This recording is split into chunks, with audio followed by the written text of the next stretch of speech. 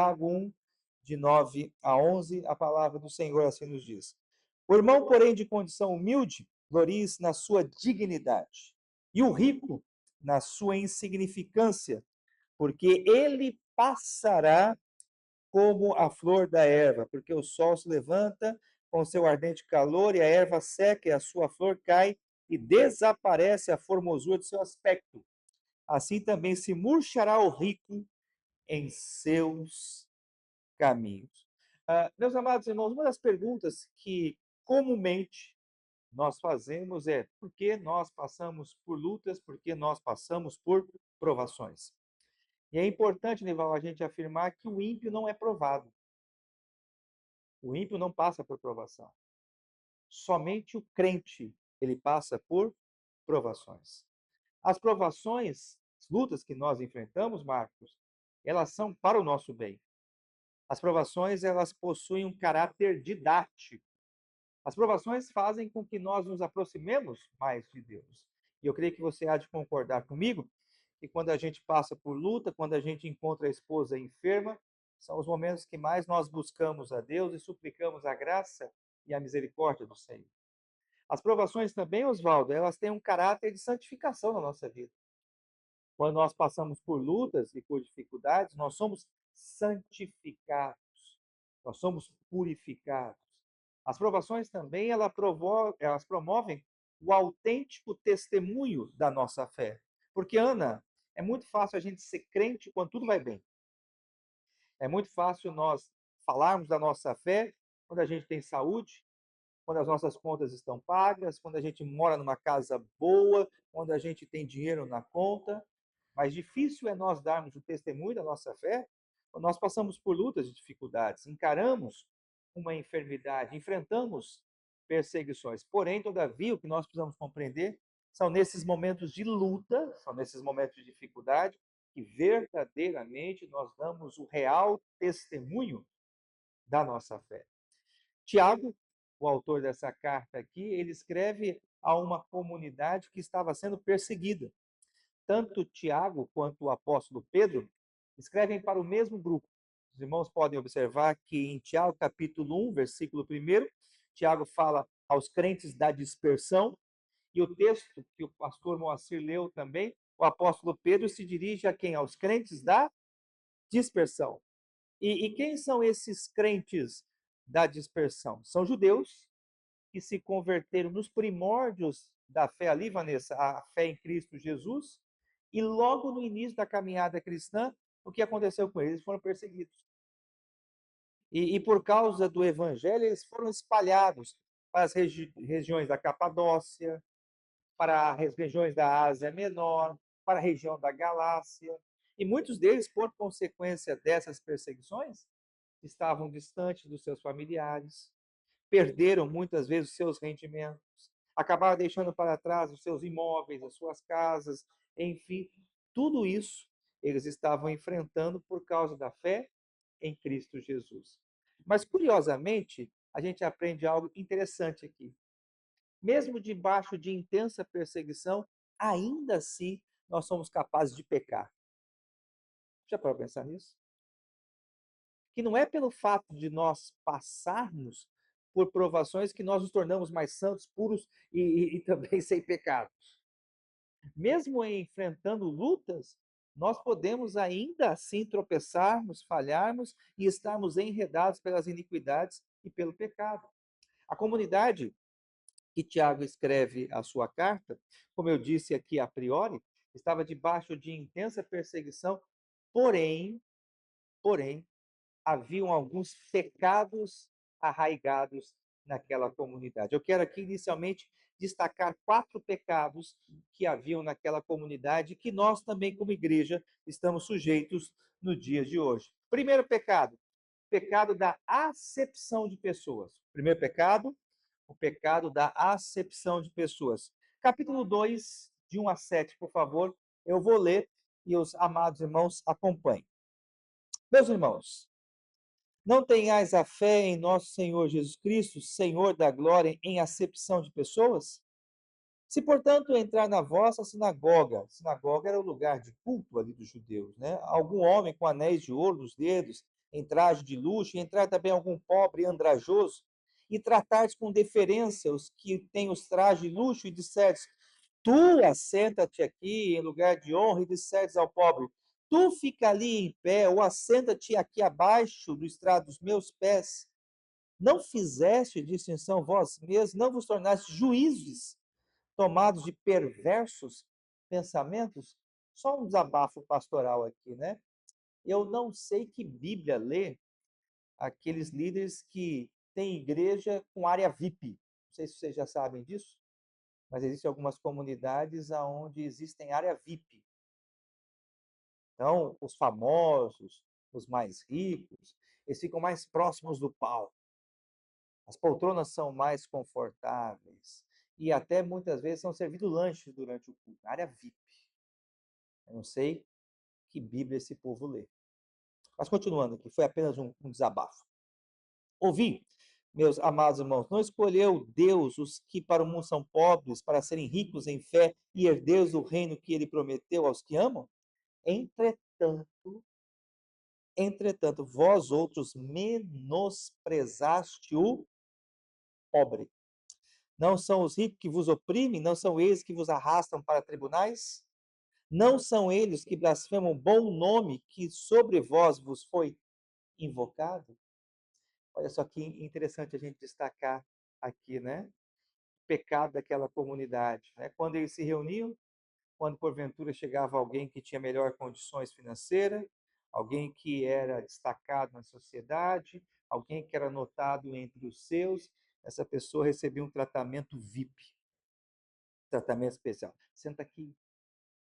Mas quando entrava o pobre, o andrajoso, com as suas roupas velhas e rasgadas, olha, vai para lá, não se mistura com a gente. Mas aí talvez você fale assim, pastor, mas a nossa igreja não faz isso. Nós presbiterianos, né? Pastor presbiteriano, a gente não comete esse pecado. Será? Me permita aqui uma breve reflexão, né? Quantas vezes, por exemplo, a gente recebe alguém em nossa igreja que tem uma melhor condição financeira, que é proprietário de imóveis, que é alguém destacado até no meio político. E quantas vezes alguém vai lá e corre, pastor, o senhor viu quem veio na igreja hoje? Pastor, estava aqui hoje o senador fulano de tal, estava aqui, pastor, aquele empresário fulano de tal. E até alguns brincam, pastor, já pensou se esse homem se converte, o dízimo dele? Hein, pastor? Dá para a gente terminar as nossas obras, hein? Dá para construir o templo, hein, pastor? Observe, meus amados irmãos, que nós corremos o risco de cairmos o que no mesmo pecado. E a beleza da igreja, meus amados irmãos, está no fato de nós tratarmos todas as pessoas da mesma forma. Nós deixamos de ser igreja quando alguns dentre nós, pela sua condição econômica e financeira, passam a ser mais destacados, passam a ter lugares de honra dentro da igreja. E uma outra questão que eu já aproveito para conversar com os amados irmãos, né? Muito me preocupa alguns aspectos do movimento de plantação de igreja. Como os irmãos sabem, eu amo plantar a igreja, eu gosto de plantar a igreja, eu penso em plantar a igreja. E eu creio que a nossa vocação é para a plantação de novas igrejas. Os apóstolos faziam isso. Aonde eles iam de cidade em cidade, o que eles faziam? Plantavam igrejas. Mas, porém, a minha preocupação se dá, Ronivaldo, quando a gente pensa em igreja especificamente para um grupo social. Pastor, vamos alugar um salão e a gente vai organizar uma igreja lá no centro da cidade para a gente alcançar os mais ricos. Quando a gente pensa em plantar a igreja para alcançar determinado segmento social, nós deixamos de ser igreja. A beleza da igreja está entre o pobre e o rico sentarem juntos. O analfabeto e o pós-doutorado cantarem a mesma música. Lerem com certa dificuldade o pobre e o analfabeto, mas a mesma palavra. Ouvirem o mesmo sermão. Igreja é o lugar de igualdade. Igreja não pode haver acepção de pessoas. O segundo pecado que havia naquela comunidade e que Tiago ele trata era o pecado do egoísmo. Vejam ainda o capítulo 2, versículos 15 e 16. Capítulo 2, de 15 a 16. Se um irmão ou irmã estiverem carecidos de roupa e necessitados do alimento cotidiano, e qualquer dentre vós lhes disser, ide em paz, aquecei-vos e fartai-vos, sem contudo lhe dar o necessário para o corpo, qual é o proveito disso? É interessante que quando a gente faz a avaliação se o nosso culto é aceitável a Deus ou não, nós avaliamos meramente os aspectos litúrgicos. Não, pastor, hoje o culto foi bom. A liturgia que o pastor Moacir preparou, que liturgia bem feita. Os cânticos em conexão com os textos bíblicos, a igreja estava cantando bem, a pregação foi maravilhosa, a palavra edificante, o culto ele foi agradável a Deus. Deus aceitou o culto. A grande questão é: será que todo culto que nós prestamos a Deus é aceitável ao Senhor? Sabe quando um culto ele se torna rejeitado por Deus? Quando a igreja se reúne, canta belos hinos, prega-se sobre o amor, fala-se sobre a compaixão, mas terminou o culto, a gente observa pessoas carentes, a gente bate nas costas desse e diz: ide em paz, sem fazer nada por aquele que precisa. E a questão do cuidado com o necessitado é algo tão sério na Bíblia que nós precisamos aqui relembrar duas questões importantes.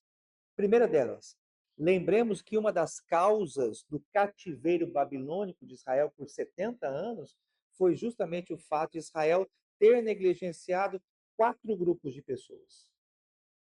Quais foram os 4 grupos de pessoas que Israel deixou esquecido? Os órfãos, as viúvas, os necessitados e os estrangeiros. Por esta causa, Israel foi punido pelo Senhor. E por 70 anos eles estiveram debaixo do cativeiro babilônico. Segunda questão importante. A igreja, ela possui 2 grupos de oficiais: os presbíteros e os diáconos.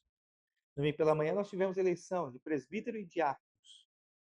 Qual é a principal função dos diáconos, Oswaldo? Às vezes a gente limita o ministério da diaconia, Ronival também é diácono, Marcos também é diácono, simplesmente ao abrir e fechar da igreja. E essa tarefa é importante? E por favor, Marcos, não fica bravo comigo, estou menosprezando esse trabalho. Mas qual que é a principal missão da diaconia? Zelar para que não haja na igreja nenhum necessitado. Pois quando há alguém esquecido entre nós, quando há alguém abandonado, negligenciado, a nossa missão e a nossa identidade como igreja se perde. E a igreja ali, constituída de judeus que haviam se convertido à fé em Cristo Jesus e que estavam espalhados em virtude da perseguição, era uma igreja egoísta, onde cada um estava pensando em si mesmo. Acabava ali os encontros, batia na costa do irmão e disse: ide em paz, aquecei-vos sem ter com que se aquecer. Terceiro pecado, meus amados irmãos, que eles estavam cometendo ali, era o pecado da cobiça.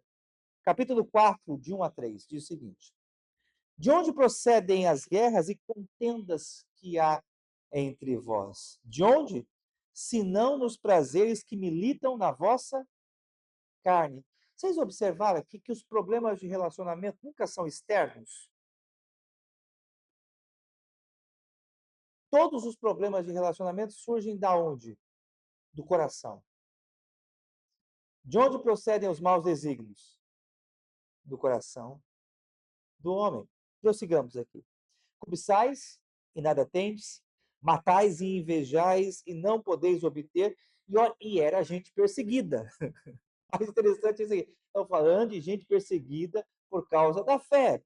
Viveis a lutar e a fazer guerra, não tendes porque não pedis, e pedis não recebeis porque pedis maus, para esbanjardes em vossos prazeres. Ou seja, meus amados irmãos, A cobiça, uma breve definição, é você desejar o bem do próximo. É você desejar o bem alheio. E para nossa reflexão aqui, talvez você fale assim, pastor, eu não sou uma pessoa cobiçosa. Graças a Deus eu posso ter outros pecados, mas esse eu não tenho. Ótimo. Mas vamos fazer alguns testes aqui. Primeiro, você consegue se alegrar com o crescimento e a prosperidade material do seu irmão? Como você reage? Quando você vê um irmão com um carro novo, que comprou uma casa nova, que adquiriu um terreno, isso é motivo de alegria para você ou de frustração? É motivo de regozijo ou decepção na sua alma? Como você reage quando você vê alguém sendo reconhecido por aquilo que faz, recebendo elogios pelo trabalho que realiza? Muitas vezes a inveja toma conta do nosso coração e cobiça e inveja são irmãs siamesas, caminham junto. A cobiça, ela restringe-se a você desejar o que o outro tem de material. E a inveja define-se como você desejar o que o outro é. E isso corrói o nosso coração. Isso perturba a nossa alma. Isso nos afasta de Deus. E o quarto pecado que nós podemos destacar aqui, meus amados irmãos, era o pecado da exploração comercial. Capítulo 5, versículos de 1 a 3. Atendei agora, ricos, chorai lamentando por causa das vossas desventuras que vos sobrevirão. As vossas riquezas estão corruptas e as vossas roupagens comidas de traça. O vosso ouro e a vossa prata foram gastos de ferrugem, a sua ferrugem há de ser por testemunho contra vós mesmos e há de devorar como fogo as vossas carnes. Tesouros acumulastes nos últimos dias. Observem, meus amados irmãos, que mesmo esses crentes aqui, que estavam debaixo da perseguição, muitas vezes eles se esqueciam da condição deles. E tendo oportunidade, eles exploravam os necessitados, oprimiam os seus empregados, pagavam injustos salários aos seus prestadores de serviço. E mais uma vez aqui, uma reflexão para nós, né? A vida cristã não se limita apenas a virmos na casa de Deus. A vida cristã não restringe apenas a prestarmos nosso culto na casa de Deus, estarmos reunidos aqui, contribuirmos com a obra do Senhor e envolvermos no ministério da igreja. Mas a vida cristã é uma dinâmica diária. É como Lutero dizia, é o corandeu, é você viver diante de Deus. E se porventura você tem alguém que lhe presta serviço, se você porventura tem alguém que lhe é contratado e você paga a essa pessoa um injusto salário, você paga muito abaixo do que aquela pessoa merece, nisso você já está pecando também. E nós muitas vezes somos tão prontos a criticar o Estado, a apontar a corrupção do governo, a desonestidade, podemos dizer assim, daqueles que fazem a lei. Porém, todavia, nós esquecemos que muitas vezes nós mesmos contribuímos para a injustiça e para a desigualdade social.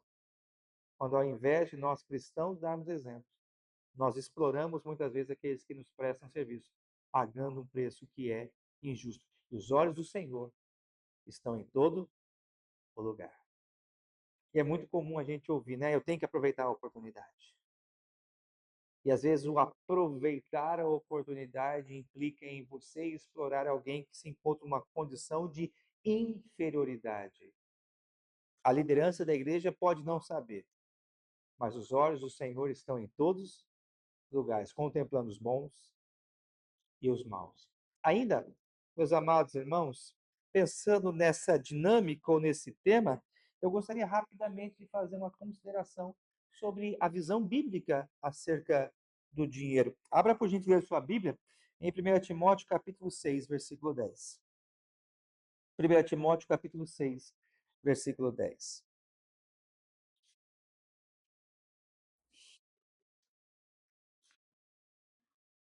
Agora não mais Tiago, mas Paulo diz o seguinte: porque o amor do dinheiro é a raiz de todos os males. E alguns nessa cobiça se desviaram da fé e a si mesmos se atormentaram com muitas dores. Vamos aqui rapidamente fazermos três breves considerações. Dinheiro em si não é problema. E o dinheiro pode ser uma benção. Deus abençoou Salomão com sabedoria e também com riqueza. Quando o dinheiro se torna uma maldição, quando o dinheiro se torna uma praga, quando nós somos dominados pelo dinheiro, quando nós somos seduzidos pelo dinheiro.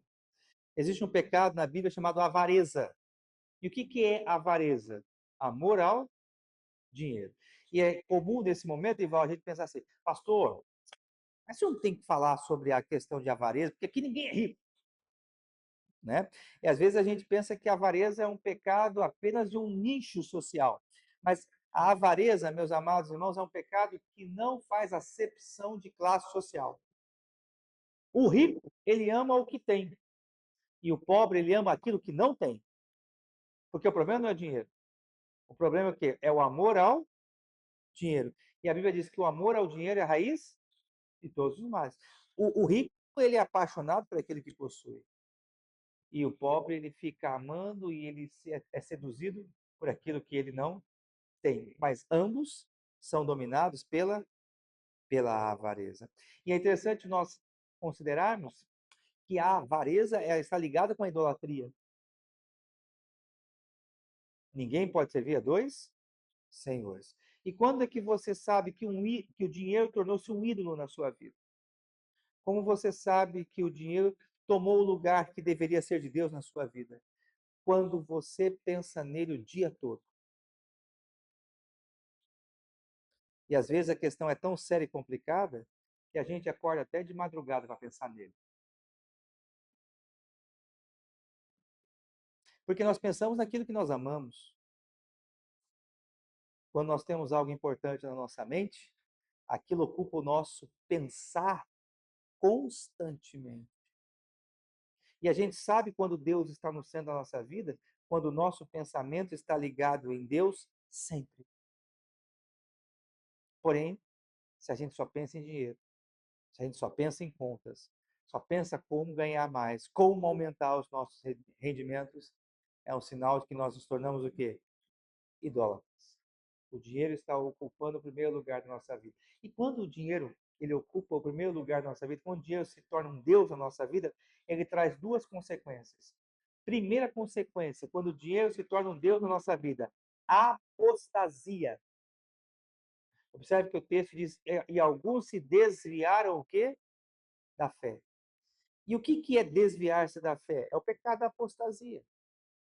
E o que é a apostasia? Você conhece a verdade, mas em determinado momento você vira as costas para a verdade e rejeita deliberadamente a verdade. Isso é o que? A apostasia. E um dos principais inimigos do cristão, e uma das principais causas da apostasia na igreja moderna, se chama avareza, amor ao dinheiro. O Marcos, ele lida com adolescentes, né, Marcos? E ô turma delicada, que são os nossos adolescentes e jovens, né? Às vezes você tem um adolescente na igreja, quantas vezes eu vi isso, Marcos? Todo animado.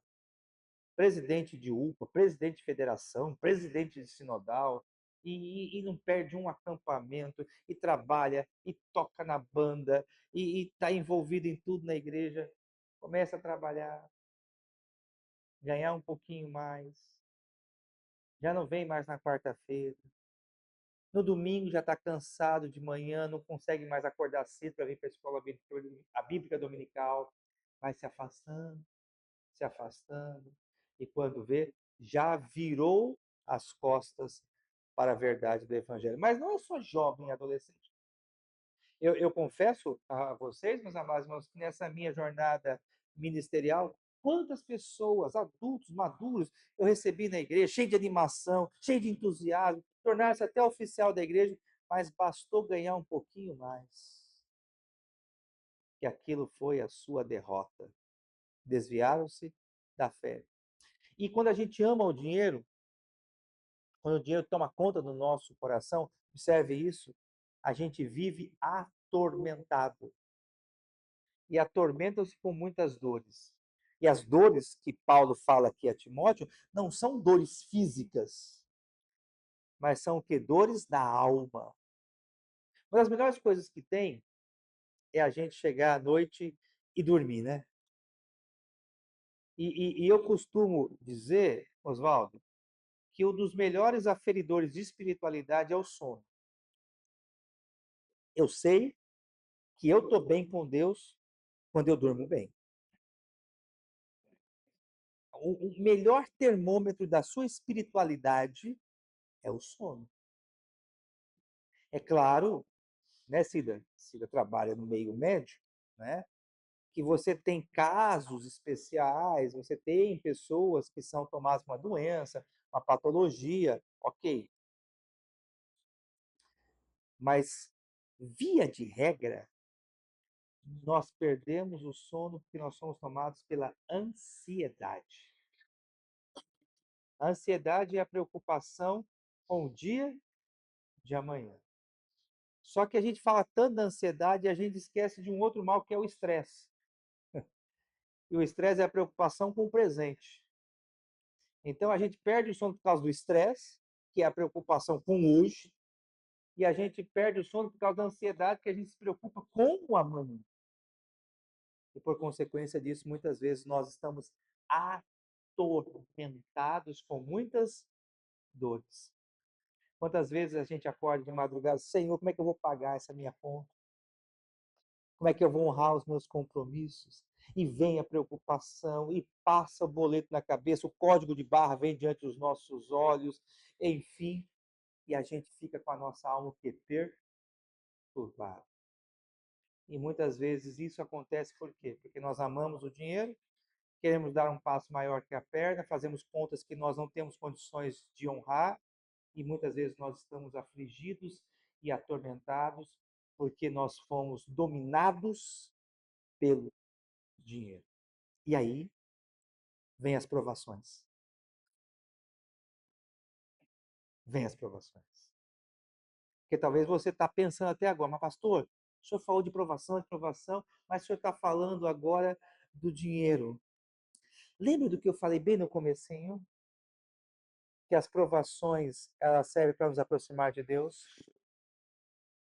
Que as nossas lutas, muitas vezes, têm propósito de santificar o nosso coração? Como é que nós podemos vencer as provações? Como nós podemos vencer essas batalhas que Deus coloca diante de nós? De duas formas. Observem o texto. Primeira delas, meus amados irmãos, eu me dirijo aos pobres. Versículo 9, Tiago 1:9. Tiago 1:9.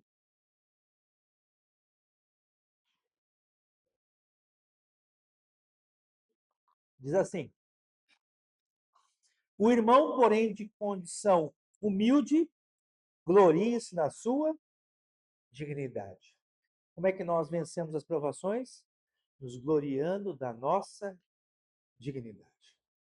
Só que nós precisamos compreender que a dignidade espiritual é diferente da dignidade social. Vou repetir, eu gostaria que vocês guardassem isso, principalmente vocês jovens. A dignidade espiritual é diferente da dignidade social. Qual é a dignidade social? A dignidade social, ela é constituída, ela é evidenciada por aquilo que a pessoa tem, por aquilo que a pessoa possui. Vocês já observaram que a gente identifica muitas vezes as pessoas pelos bens que ela tem? Conhece o fulano daquela casa? Aquela casa bonita de esquina, é um casão, todo espelhado. Conhece o irmão do lote da 12? Aquele lote bonito, que tem uma água, e ele construiu recentemente um curral, a gente não sabe o nome, mas sabe tudo que ele tem.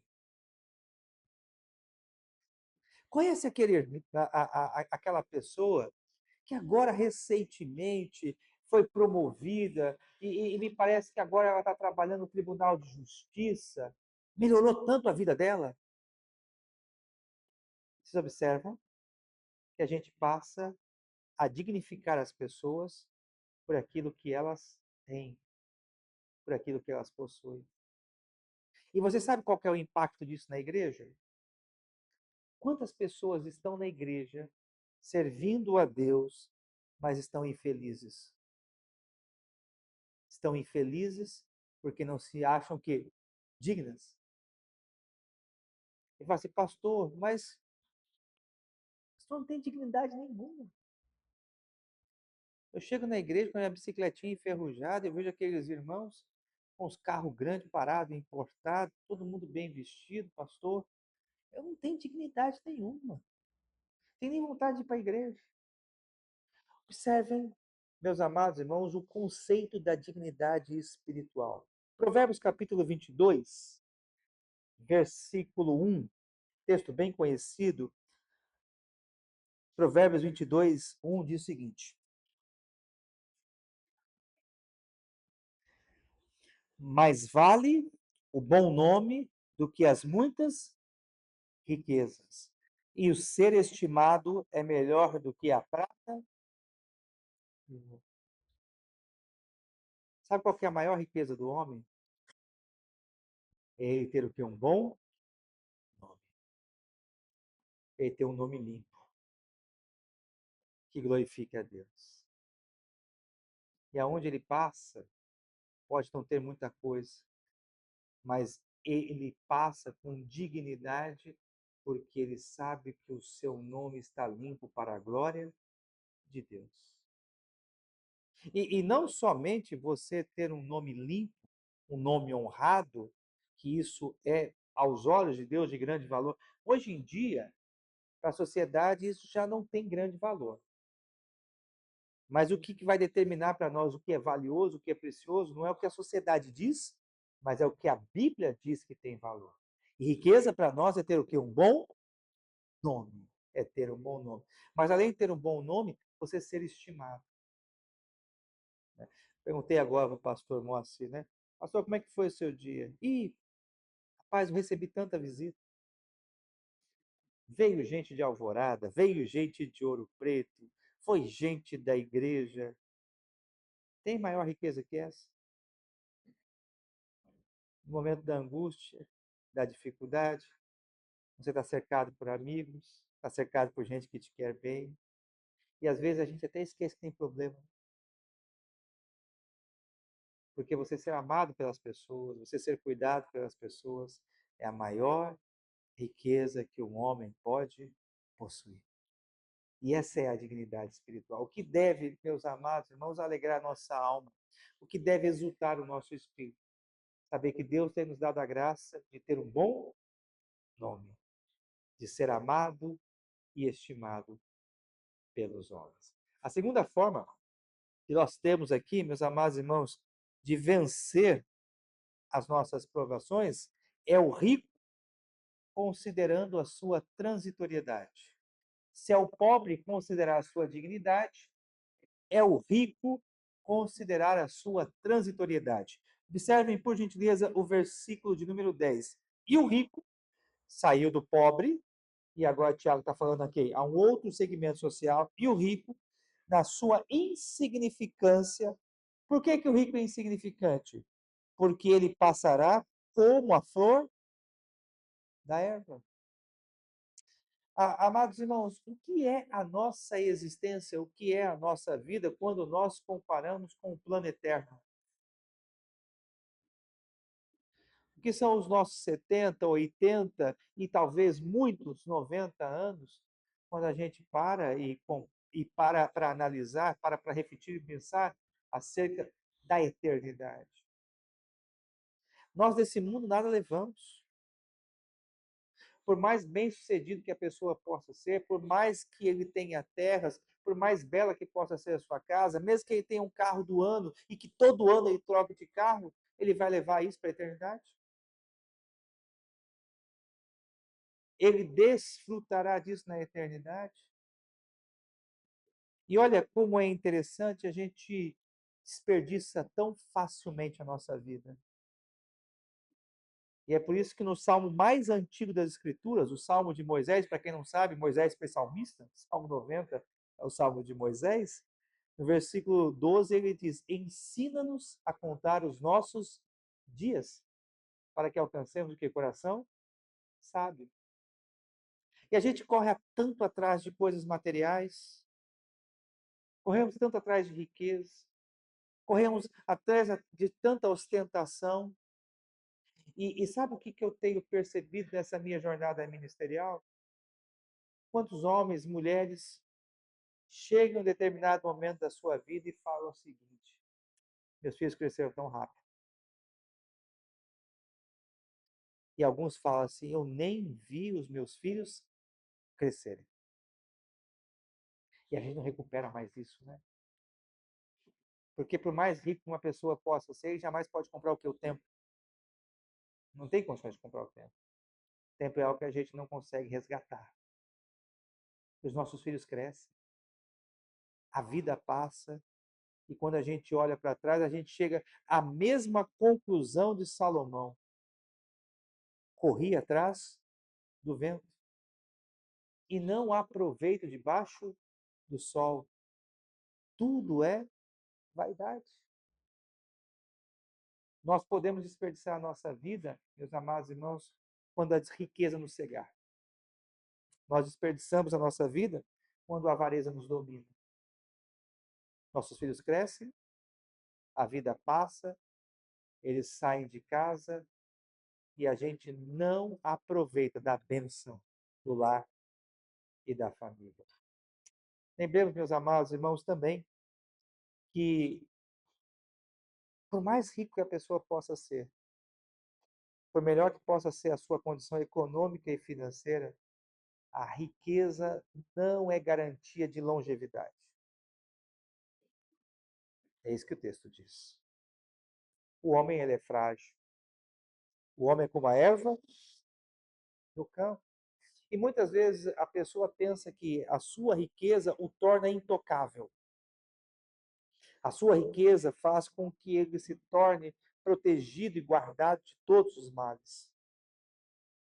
A riqueza, ela não traz garantia ao homem de livramento, de proteção e de longevidade. A nossa proteção, a nossa garantia está no Senhor. Portanto, a gente vence as nossas provações considerando dois aspectos muito importantes, que dá para se aplicar a todos. Qual que é a nossa dignidade? Temos um bom nome, a nossa riqueza é ser estimado pelos outros. Consideremos, meus amados irmãos, a transitoriedade da nossa existência. De que vale a gente se matar, a gente se acabar, a gente correr atrás de riquezas, acumular bens, e a gente olhar para trás e chegar à mesma conclusão de Salomão. Corri atrás do vento. As provações, muitas vezes, são colocadas por Deus na nossa vida para corrigir a nossa rota, para apontar os nossos pecados e para fazer com que nós voltemos à presença de Deus. Vamos orar? Vamos colocar em pé, os que puderem.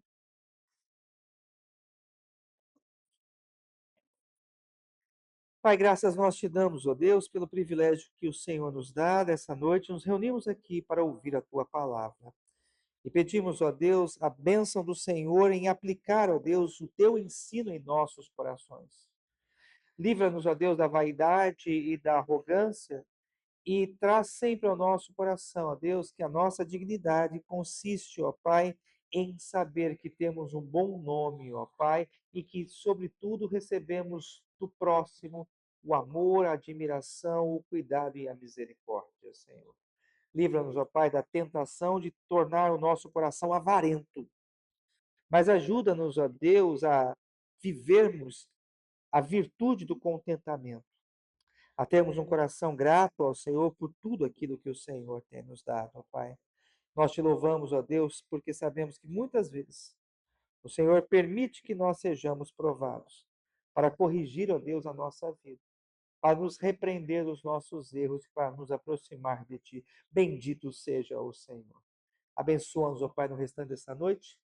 Leva-nos, ó Deus, para os nossos lares em paz e em segurança.